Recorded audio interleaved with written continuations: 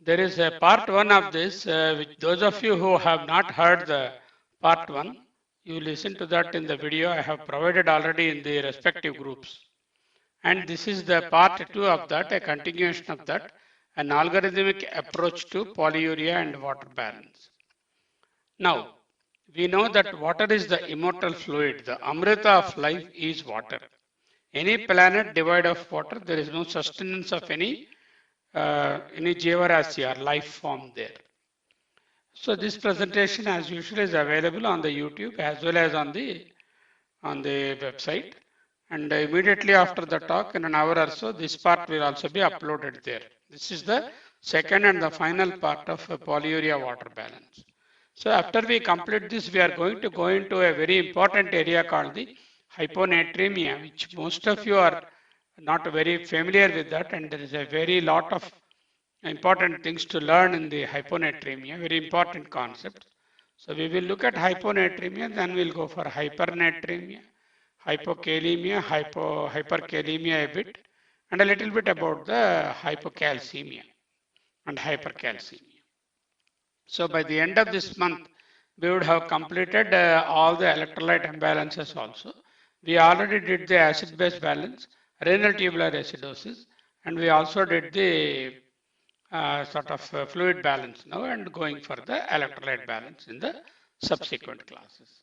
So we are now going into an algorithmic approach. So what is this algorithmic approach? We will see. Before we go into the class of today, we have to just recapitulate what we have done earlier. Polyuria or excess urine, the causes can be endocrine, renal, iatrogenic, metabolic, psychological, and other causes. Among the endocrine causes, the commonest cause of a person complaining of more urination, you consider diabetes mellitus. And then central diabetes insipidus, CDI, Cushing's syndrome. These are the three endocrine causes: diabetes mellitus, diabetes insipidus, Cushing's syndrome. Renal causes, chronic renal failure with loss of the concentrating ability, there will be polyuria.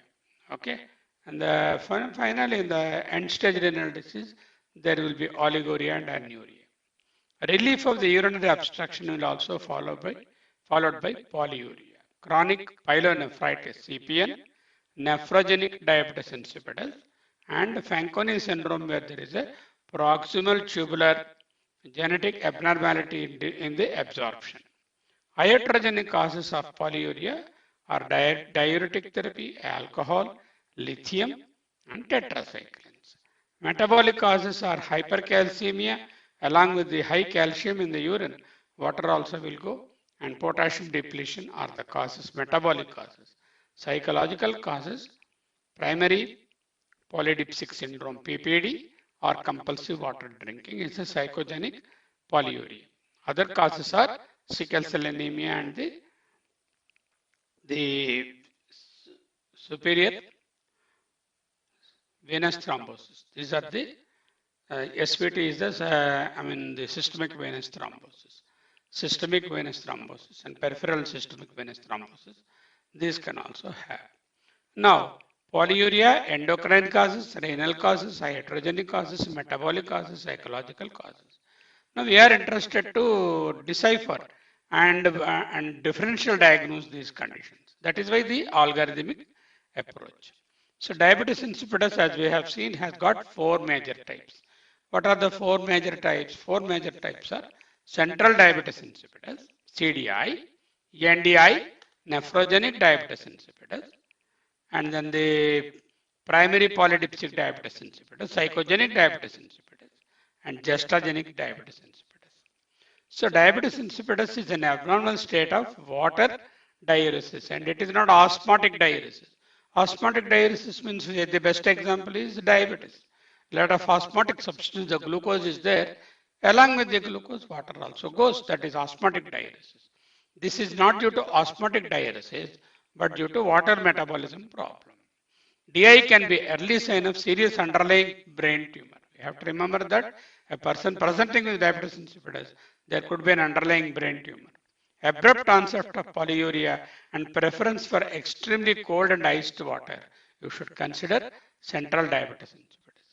So sometimes it is missed for many years because the people will dub it as urinary infection or diabetes, or simply they ignore the patient statement he has polyuria until it is very late to diagnose. Let us see. So the four different types have to be distinguished. CDI, which is a neurogenic, understandable. Central is from the brain, neurogenic, hypothalamic, posterior pituitary axis deficiency. There, the antidiuretic hormone secretion, ADH secretion, also called the arginine vasopressin, is rather subnormal or decreased or totally absent, depending on the defect. Second one is the ADH is secreted perfectly and the arginine vasopressin, there is no deficiency. But the target organ, the kidney, is not responsive to the ADH, and that is called the NDI, or the nephrogenic diabetes insipidus. Then comes the syndrome called the PPDI, which is the primary polydipsic, where neither there is a fault in the mechanism in the center nor the kidney's responsiveness. Both are all right, but the person is forcibly drinking excessive fluid, taking excess fluids, maybe dipsonogenic, maybe psychogenic. There could be some reason. A dipsonogen may be stimulating. For example, angiotensin 2 is a powerful dipsinogen. Okay, and psychogenic causes also can be there, or iatrogenic. We would have loaded the patient with excess water by vein, or asked the patient to drink more water. We say, oh, you have kidney disease, drink more water, more water. He will be drinking, you say 3 liters, he drinks 6 liters, then there will be polyuria. So, primary polydipsic diabetes insipidus, there is no defect in the brain, posterior pituitary or hypothalamus. There is no defect related to the target organ or the kidney, but the polyuria is secondary to intake of more fluid into the body, either polydipsic or dipsonogenic or psychogenic or iatrogenic. So this is due to an excessive water drinking disorder. This is another entity called the gestagenic, which is obviously the name says it is related to the gestation in the pregnant woman. This gestagenic diabetes insipidus is during pregnancy due to the ADH destruction by what is called the vasopressinases. The plasma will have vasopressinases. Plasma secretes normal human plasma. Sorry, the normal human placenta. The placenta in the pregnant woman, normal placenta in the pregnant woman can secrete what are called the vasopressinases. These vasopressinases are substances which destroy the ADH that is formed. So the pituitary, posterior pituitary is normal, the kidney is normal, person is not drinking excess water or anything, no psychogenic dysfunction, but the placenta is at fault, and that is the one which is destroying the vasopressin. So much so the vasopressin is not available for its action at the level of the kidney to conserve water. So water is lost. That is called the gestagenic diabetes insipidus. Gestagenic diabetes insipidus. Okay. Now, the neurogenic, that is the first one, CDI, is generally acquired. Most of them are brain tumors or head trauma or granulomas or autoimmunity and inherited. Here 90% are acquired, only 10% are inherited, and sometimes very rarely. There could be an autosomal recessive or dominant or X-linked recessive disorder in 10% of the patients. But generally, if you see a patient of neurogenic diabetes insipidus, central diabetes insipidus, you have to evaluate for brain tumors and evaluate the brain by CT or MRI, because most of the conditions are acquired. Just the other way around. So here the urine volume is very high, 8 to 10 liters, and the vasopressin production may be completely absent or it may be deficient. Polydipsia is a usual feature with polyuria and very troublesome. When we call polydipsia, we day. or 100 ml per kilogram body weight into 60 kilos. It is polydipsia. Polyuria is more than 3 liters per day. Polyuria. Polydipsia PD is 6 liters of water intake. Polyuria is at least 3 liters or more of water intake, water excretion in the urine. Any disturbance or injury of the hypothalamus and pituitary is the potential cause. We have to evaluate for neoplasia, trauma, cysts, inflammation, granulomas, and rarely it could be idiopathic.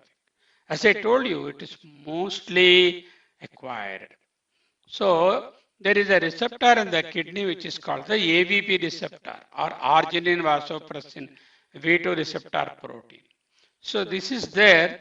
The V2 receptor protein, arginine vasopressin receptor protein, is on the basolateral side of the renal tubule. So on the basolateral side, this is the protein, and the protein is folded like that through the membrane there. This is the extracellular space, and this is the intracellular space, and this is the protein folding. Supposing there is a mismatch in the protein folding, these red dots will not coincide with the red dots on the membrane, so much as the channel is not opened up. And that is what is called a receptor mutation. And this has been found very recently, around 15 years back only. We know that there is arginine vasopressin receptor and the V2 receptor mutations and all that. So this is a nephrogenic diabetes insipidus, and NDI is here mostly congenital, 90% congenital, only 10% acquired. Just the other way around. In CDI, 90% is acquired, 10% is genetic. Here 90% genetic, congenital 10% acquired. V2 receptor mutation is the commonest thing. There are 180 or more mutations documented at the V2 receptor. Is it enough? 180 mutations at single receptor. The chromosome is XQ28. Okay? Protein misfolding or not properly folded there on the receptor site. And what with the result, what happens? The receptor is not translocated onto the basolateral membrane. So let us say this is the cell there. And this is there is a receptor here. The receptor has got the aquaporin channels. These channels are inside the vesicle there. And these have to be translocated here so that they will form the tubes like thing here. These 4 tubes to bring the water inside, to send the water across. So due to receptor misfolding, the V2 receptor is here. And then that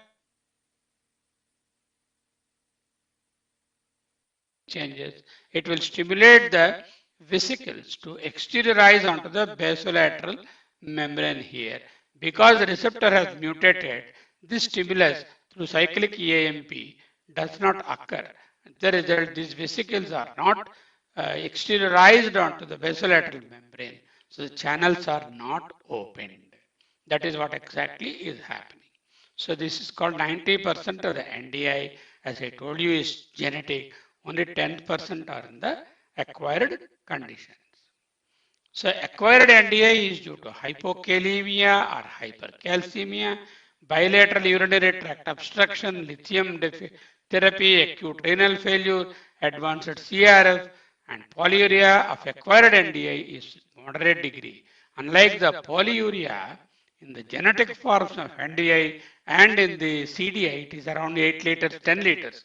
Whereas if it is due to acquired causes of NDI, the polyuria is not very severe. We know anything more than 3 liters is polyuria. These people will have anywhere 3 to 4 liters or 5 liters at the most, not 10 liters or like that. Okay.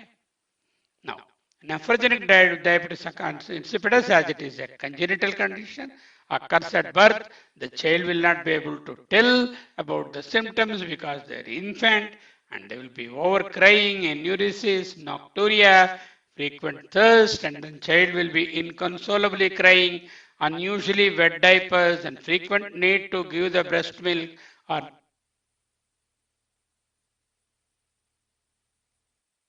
with cool extremities and failure to thrive. These are the various features of nephrogenic diabetes insipidus. 1. It occurs in infants. There is a urinary frequency, nocturia, enuresis, and then polyuria is not verbalized. Child will be crying, wet diapers, frequent need to nurse, dry skin, cool extremities, and failure to thrive are features of NDI. Then the polydipsic type, it can be acquired, it can be idiopathic, usually sometimes chronic meningitis, granulomatosis, multiple sclerosis. These can also produce the acquired type of polydipsic or psychiatric illnesses like compulsive water drinking or primary polydipsia. So the PPD and gestational diabetes we have already know.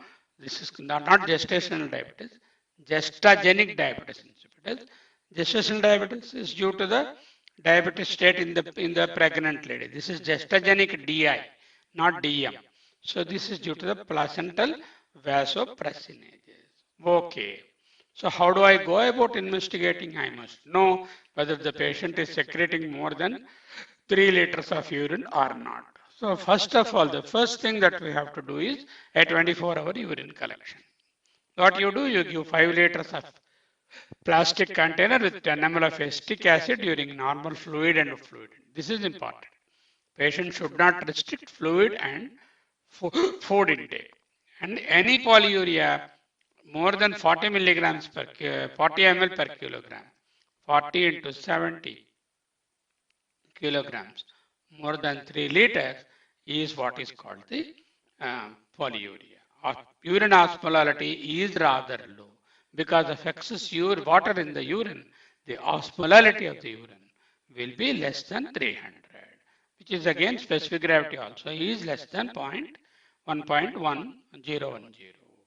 So polydipsia is what? More than 100 ml of water intake per day, a 60 kilogram or 70 kilogram, which means around 6 to 7 liters of water intake per day is the polydipsia.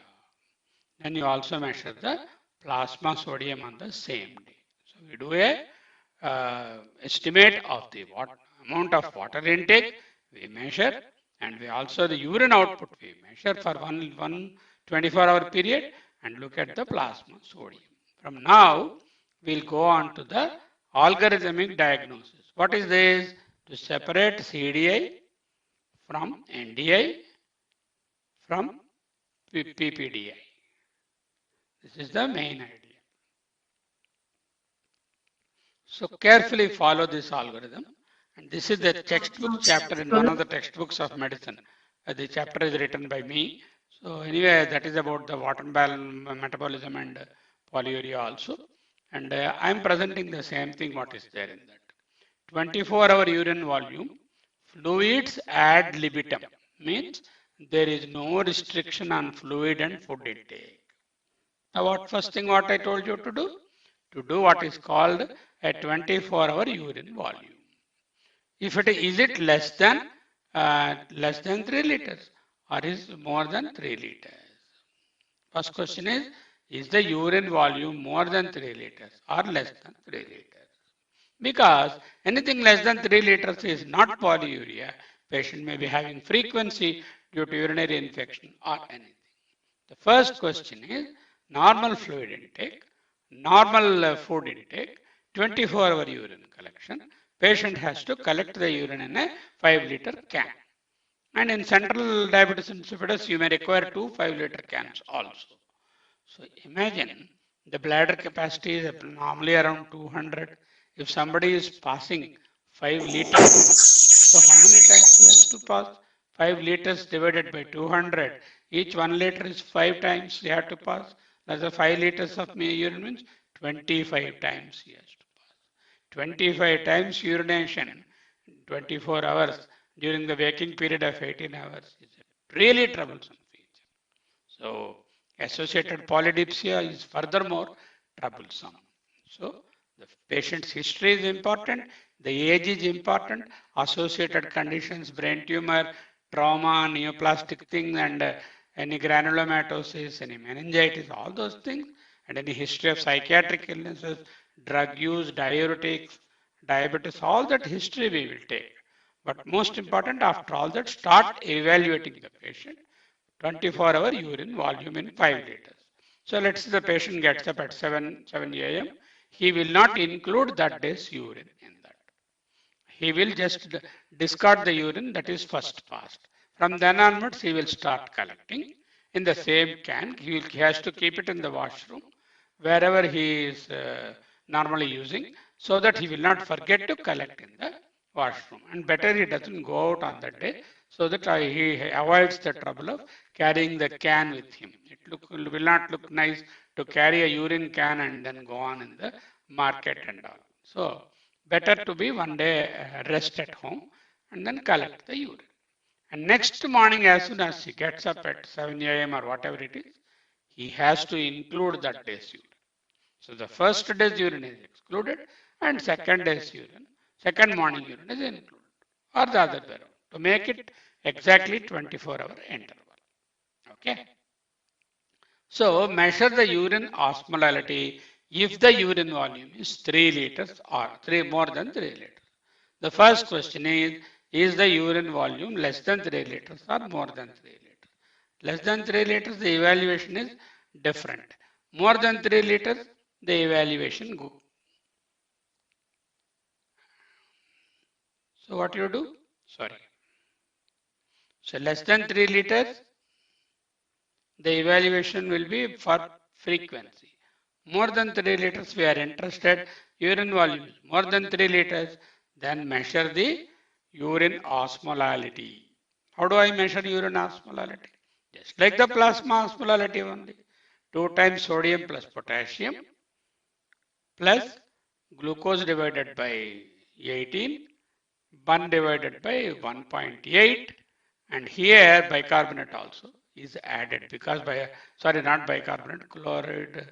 Yeah, so this is the calculation there, and there in the plasma we have chloride and bicarbonate, and here are the main constituents there.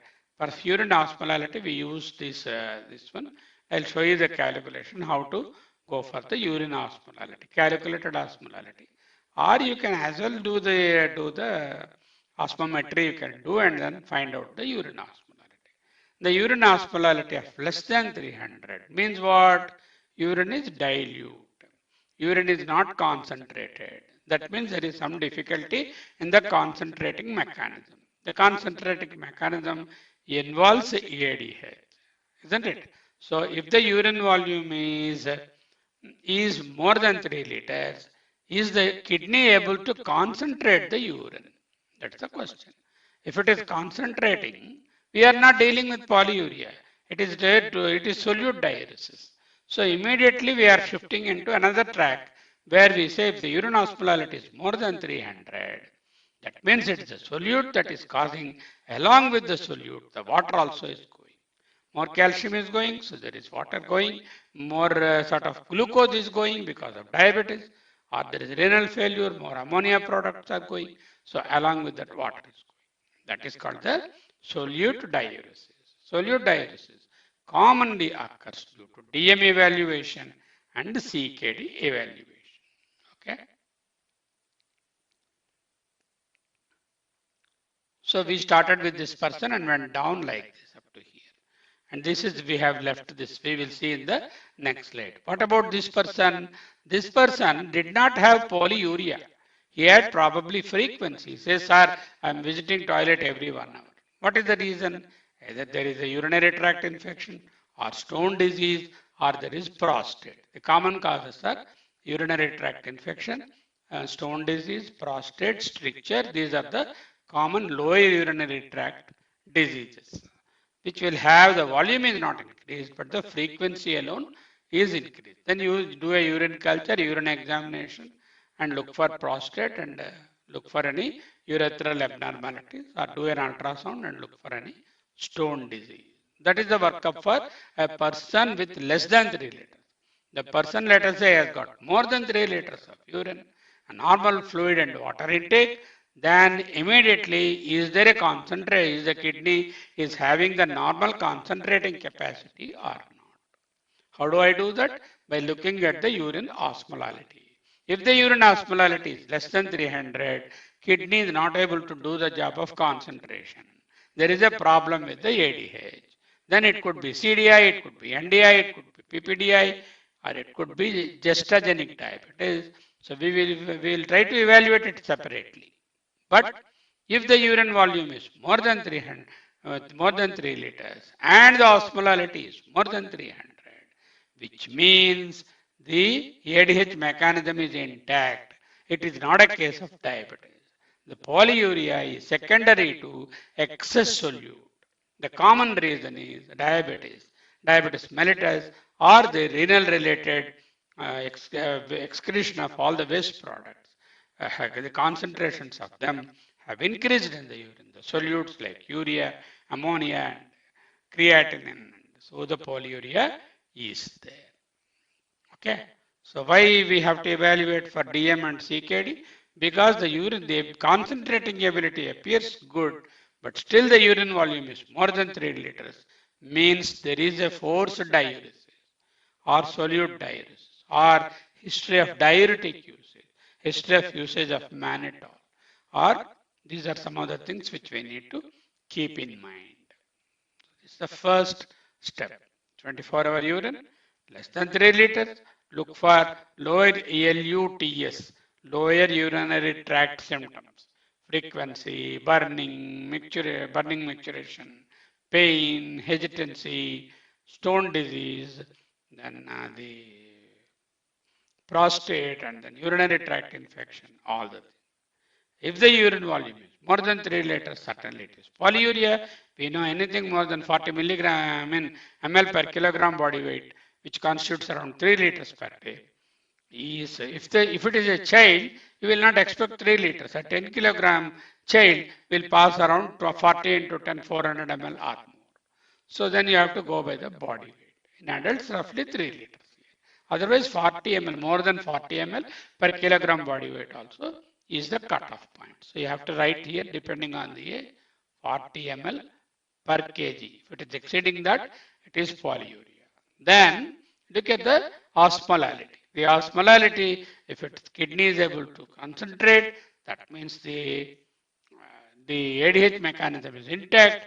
That means you are dealing with solute diuresis, maybe diabetes mellitus, maybe CKD, or maybe diuretic use, or maybe other causes which are causing solute diuresis.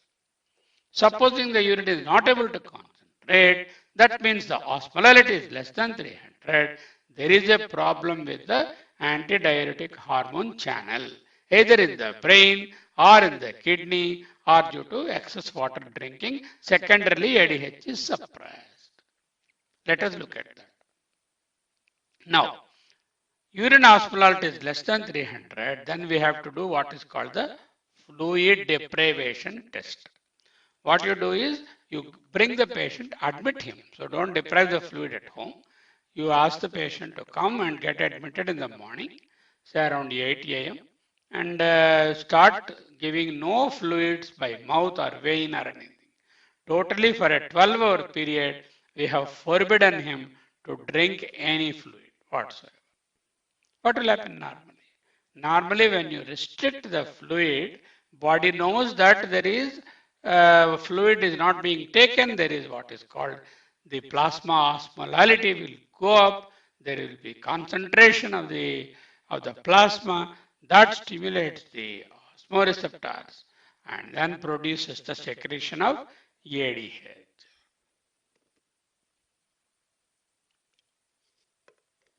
And antidiuresis is triggered, and then normal individuals I'm talking. And then there will be, because of the ADH, the urine volume is reduced. The urine volume is reduced, so the osmolality of the urine increases. To start with, it was less than 300. Now we depleted the fluid, then the osmolality has, normally we expect the kidneys to conserve water. With the result, the osmolality will be raising. If it is more than 750 or less than 750. Then we have to look at osmolality has increased, all right, and it is more than 750 milliosmoles per kilogram. Then you do what are called the serum ADH, renal function, and sodium. Same day, serum sodium, creatinine, look for renal function, and also look for the serum ADH concentration. When the urine osmolality is more than 750 after that, the restriction of fluid for 12 hours. So we are dealing with this person on the left hand side. Okay. Now, two scenarios can occur. Serum sodium is low, ADH is low, renal function is normal. So there is hyponatremia, and there is also the ADH secretion is also low. So because renal function is still normal. That means why he is urinating more earlier? He was taking more fluids. What we did, we cut the fluid for 12 hours. So we stopped vehemently. He will not take more fluid at all. He will not take any fluid at all for 12 hours. With the result, we have purposefully stopped fluid intake. Immediately, we knew that there is a compulsive water drinking is the reason for that. Because his renal function is normal, the sodium is low, and ADH secretion is also low. Why ADH secretion is low? Because he was taking more water. There is a sort of feedback inhibition of the ADH of the pituitary because of excess water intake. Why there is sodium is low? Because of dilution. He's taking more fluids earlier before we started depriving, and all that fluid is there in the body. There is a dilutional hyponatremia. So there is which we will see again in hyponatremia evaluation. So the serum sodium low because of dilution, ADH is low because the pituitary is suppressed because of excess water and the plasma osmolality being on the lower side. It doesn't want any water to be, the ADH is suppressed. So much so the water that is excess in the body will be excreted and polyuria will be there to compensate for the excess fluid intake. In such a case, renal function is normal. So it's not nephrogenic diabetes, it is not even CDI, but it is PPDI or compulsive water drinking or the primary polydipsic water drinking, also called the PPDI. Out of the three things, we picked up one fellow. How? Patient excreted more than 3 liters of urine and initial urine osmolality. Somebody is coming. Okay. So patient excreted more than 3 liters of urine and urine osmolality is less than 300 to start with.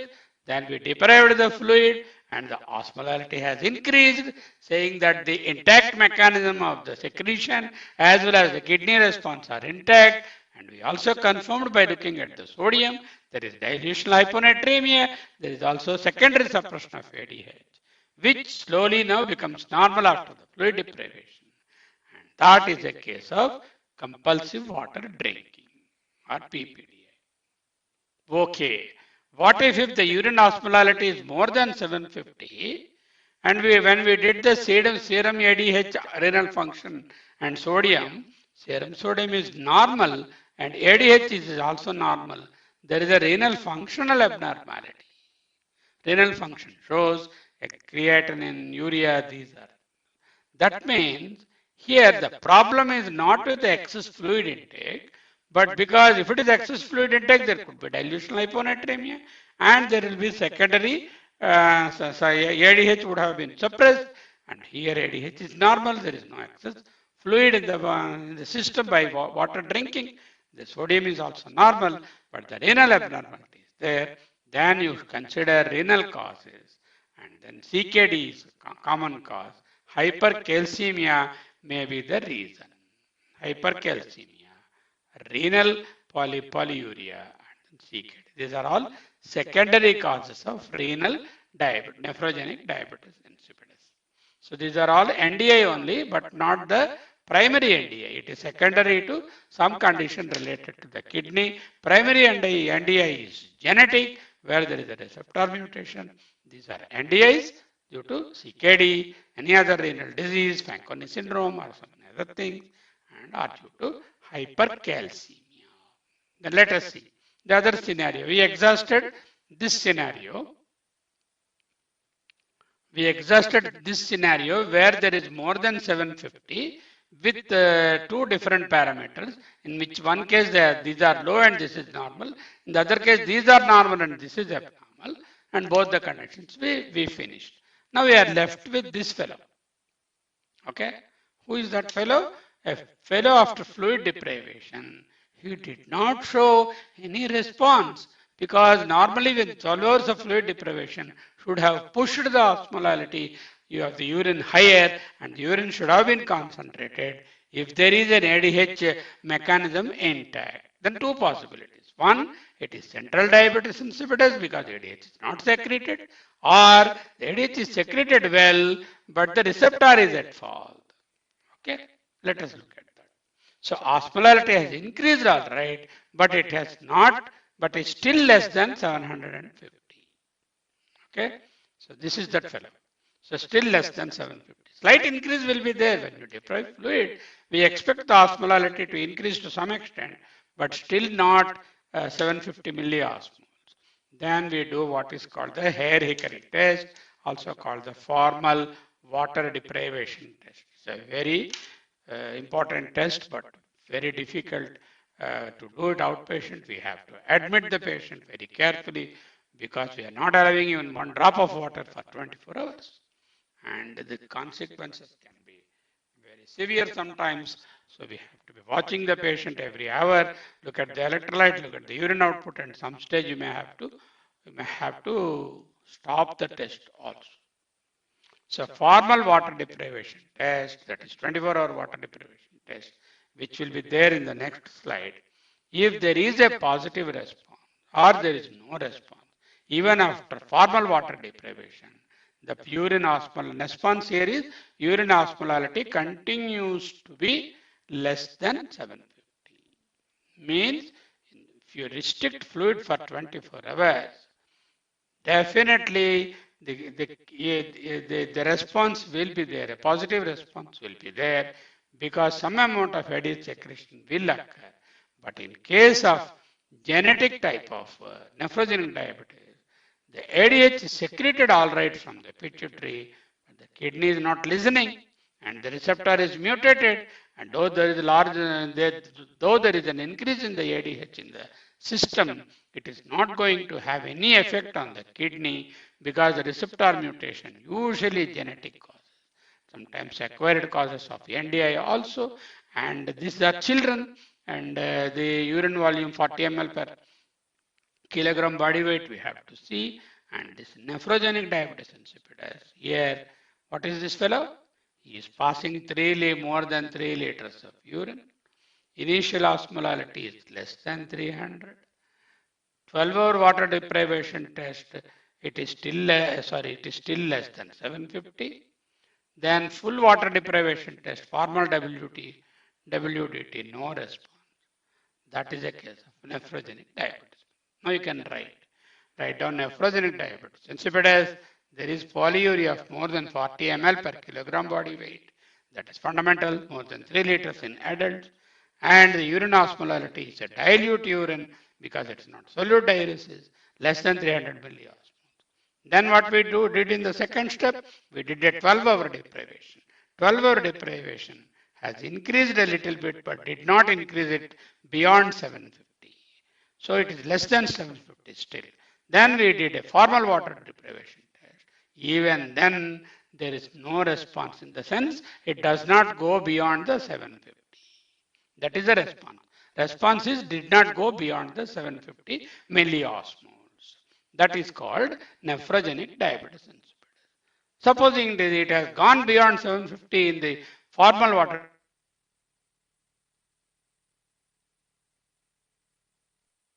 so kidney mechanism is intact, and that mechanism, because it is intact, there is an increase in, but then the pituitary has responded because of the WDT. WDT, complete water deprivation. There is a pituitary response, and that pituitary response has produced an increase in the osmolality after the complete water deprivation. This is called the positive response. Means the osmolality has gone above 750 milliosmoles. on 24-hour water deprivation. We will see that test. Then the answer is central diabetes insipidus. We know that central diabetes insipidus 90% is acquired, and there could be a tumor, there could be meningitis, there could be trauma, there could be some disease in the brain, particularly neurohypophysis and the hypothalamus. Then we have to do an MRI and evaluate the cause. Rarely it is genetic. So this is the algorithmic approach. These 3 slides, in fact, you can see here, the first slide is that one. So we started the urine volume. That is the second slide, formal water fluid deprivation for 12 hours. Then you have the formal water deprivation. That ends.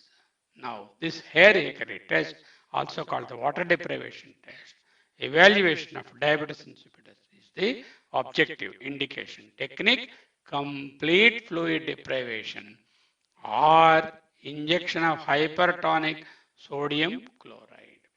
Why hypertonic sodium chloride? By fluid deprivation, you are concentrating the plasma, or you can give hypertonic sodium chloride to concentrate the plasma, to increase this plasma osmolality. We know plasma osmolality is 2 times sodium and all that. So the main ingredient is sodium. When I push hypertonic sodium chloride, then naturally it will increase the osmolality of the urine. The other way around, you can achieve it by complete fluid deprivation also, the same thing. Then what you do, injection of the DDAVP exogenously. What did you do here? You have given the DDAVP exogenously during this test. Okay? That means we have now said, okay, let the pituitary not give any ADH. I'm going to give ADH and see if the kidney is responsive.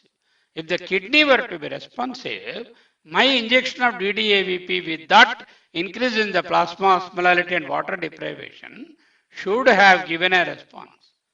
If the kidney is intact, if the kidney is having a problem, nephrogenic diabetes insipidus, my injection that I have given, I am not depending on the pituitary now. I have supplied that AVP from outside by injection, and this has not produced any response in the kidney because the kidney receptor is not working. That means it is nephrogenic diabetes insipidus.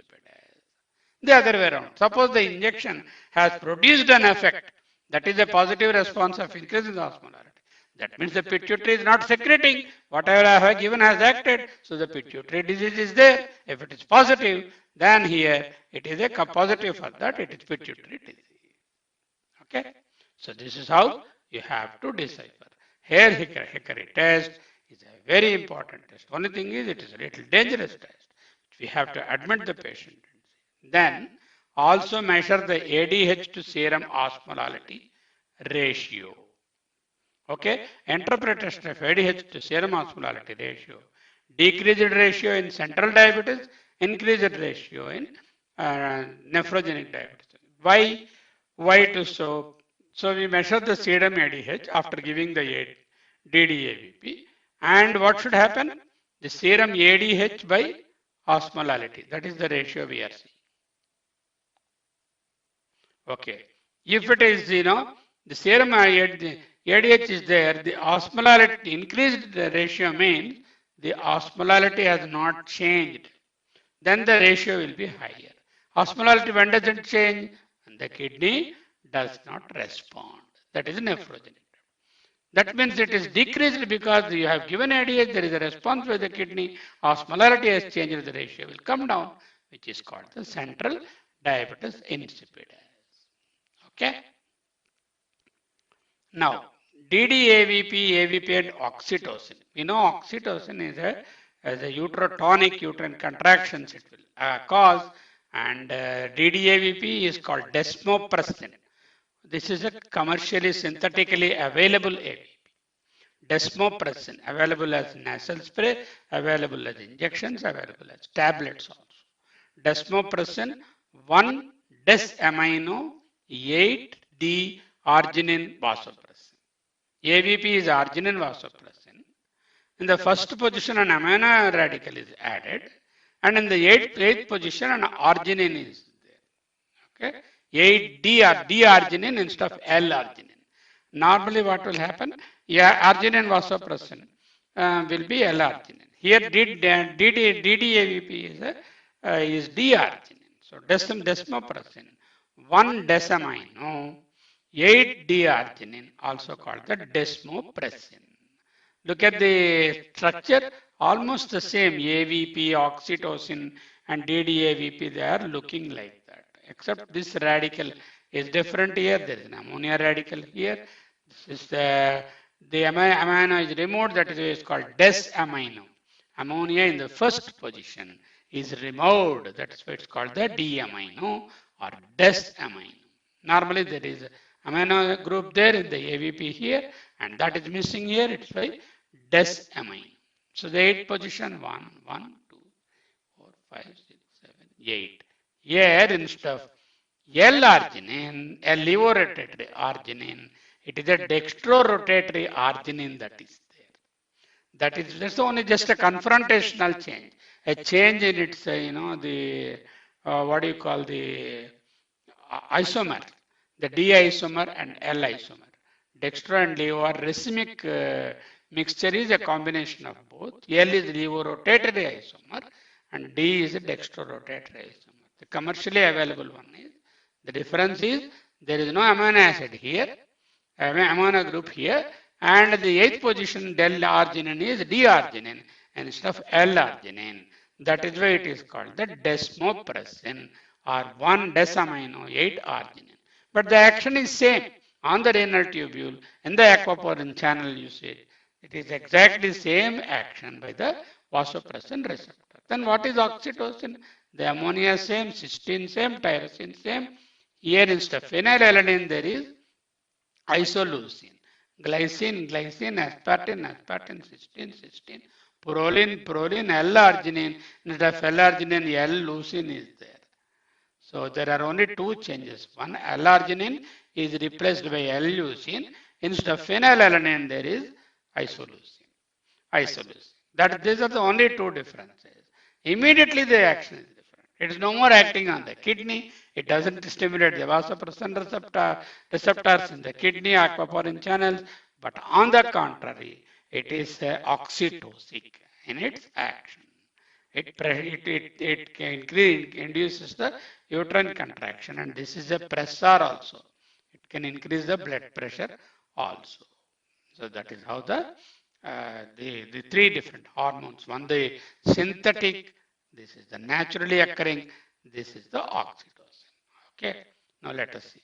DDAVP, as I told you, is available as a nasal spray, intranasal solution, nasal spray, parenteral solution, oral solution.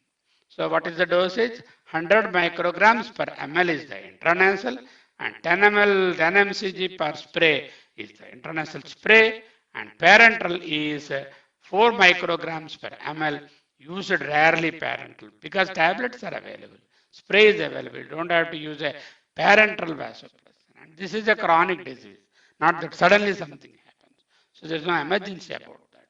So you can use 200 microgram tablets, so which is equivalent to 10 micrograms of intranasal spray. So 10 micrograms of intranasal spray is equivalent to 200 micrograms of the oral tablet. It can be given twice a day or if necessary, even more frequently also, depending on the severity. This is a boon. People with diabetes insipidus, they don't have any treatment earlier. Now, central diabetes insipidus. Now you have DDAVP. They're treatable. But of course, 90% of the CDI is secondary to a cause. Treat the secondary cause, treat the tumor, treat the meningitis, treat the granuloma. And then if it is trauma, once the patient recovers from the cerebral edema and trauma, he will become better. But the fate of nephrogenic diabetes insipidus is rather poor, because whatever DDAVP you are giving, it has again to act through the aquaporin channels, and the receptor is the same for this as well as that.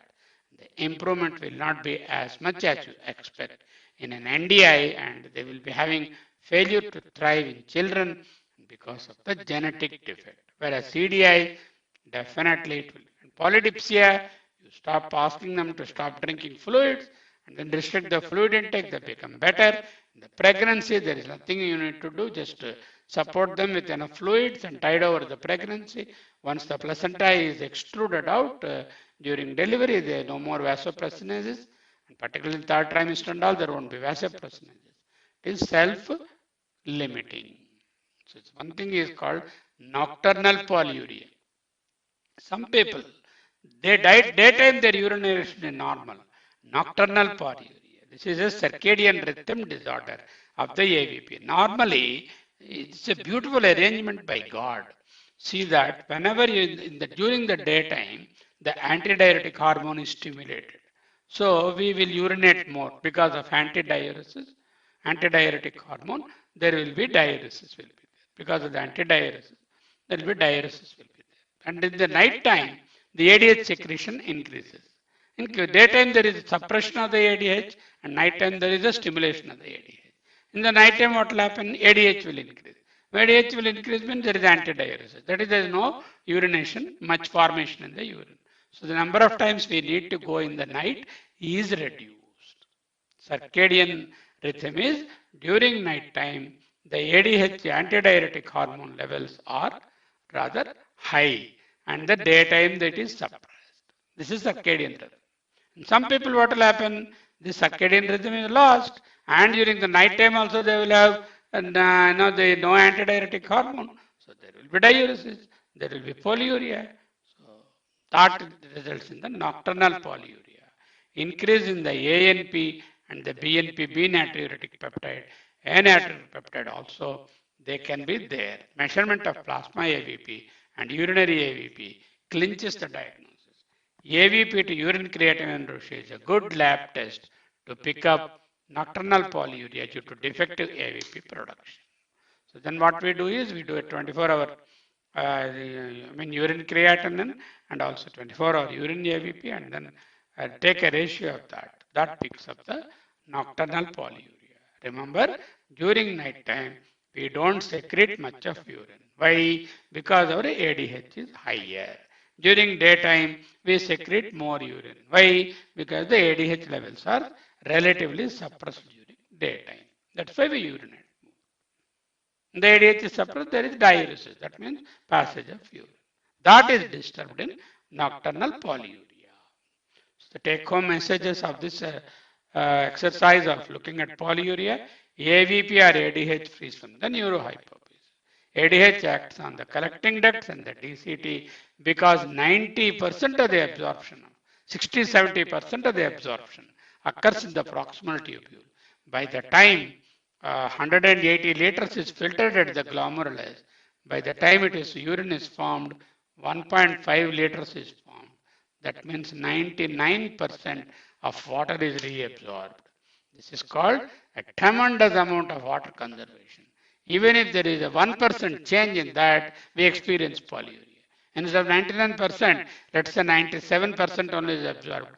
3% of 180 will be 6 liters. It's a polyuria. So if the slight change in the collecting duct and DCT, where the final fine-tuning of the urine volume occurs, that could lead to polyuria. Renal handling of water, homeostasis, aquaporin channels. Peter Agre has been awarded Nobel Prize for the aquaporin channels. Aquaporin 1, 2, 3, and 4. In the human kidney, one aquaporin 1 is there in the PCT, which is not under the influence of the ADH. Whereas in the DCT and the CT, there is aquaporin 2, 3, and 4, majority 2, and these are under the, particularly 2 is under the influence of the ADH. Okay, polyuria, multiple diseases cause it, we know. Diabetes insipidus is an important differential diagnosis. So there are 4 types: CDI, NDI, PDI, and GDI. There could be congenital and acquired. We know mostly acquired is the CDI, mostly congenital are NDI. Algorithmic approach, we have seen 24-hour urine osmolality, 24-hour fluid restriction test, full WDT for the DD of diabetes insipidus, and replacement treatment with DDAVP in both the diseases, more effective in CDI and less effective in NDI. So So there is a mantra, I don't know, some of you might be knowing it. Yopam pushpam veda pushpavan prajavan pasuman bhavati chandramavapam pushpam pushpavan prajavan pasuman bhavati yayevam veda yayevam veda yopamayatanam veda ayatanavan bhavati yopam pushpam veda pushpavan prajavan pasuman bhavati. This is a Yajurveda mantra written around 5,000 years ago. We don't know who has written, God has given it. Yo, who, apam, water, pushpam, prosperity, Veda, knows. The one who knows that water is all prosperity, he becomes pushpavan. He will be very flowery, means all glory. Prajavan will have progeny, cattle, riches, everything. So this is a Pasuman. Prajavan is progeny, Pasuman is cattle. Cattle in those days is wealth. So what is that? If you want to flourish, flourish is flourish. What is flourishing? That is flourish, flourishing. Flourishing is flourishing. If you want to be blessed with good riches, children, family, all prosperity in all ways, and also with all the wealth, you understand that water is the cause of the prosperity. Yo apam pushpam veda pushpavan prajavan pasuman bhavati. Yo apam pushpam veda pushpavan prajavan pasuman bhavati. Yayevam veda yopamayatanam veda ayatanavan bhavati. Who understand that the substratum on which you depend on is water. Water is the immortal fluid. Kidney knows it better because out of 180 liters, it is conserving 178.5 liters, 99%. And we waste water left and right while brushing teeth, while washing face. We see a leaky tap and leaking tap, just ignore and leave it to go. We do not conserve water. With the result, the next generation of people may not find a drop of water to drink on this planet. If you don't take care of water, we will not be taken care by nature. The one who takes care of water, he is taken care by the nature, Mother Nature. Understand? That is the message of water conservation. Good.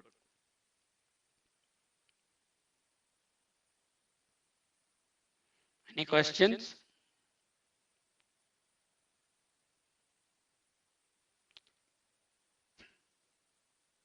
Next week we are going to talk next Tuesday on hyponatremia. Then go for the hypernatremia. Hyponatremia itself may be one class or 1.5 hours it will take probably. We'll try to stretch a little bit and finish hyponatremia on that day. This will be available, this video, the first and second parts together view. I hope you have understood. There should not be any doubt about how to evaluate diabetes insipidus and how to treat it. Nobody teaches you diabetes insipidus and all. You may know a lot about diabetes mellitus, but then you need to understand this very clearly because polyuria is not always diabetes mellitus.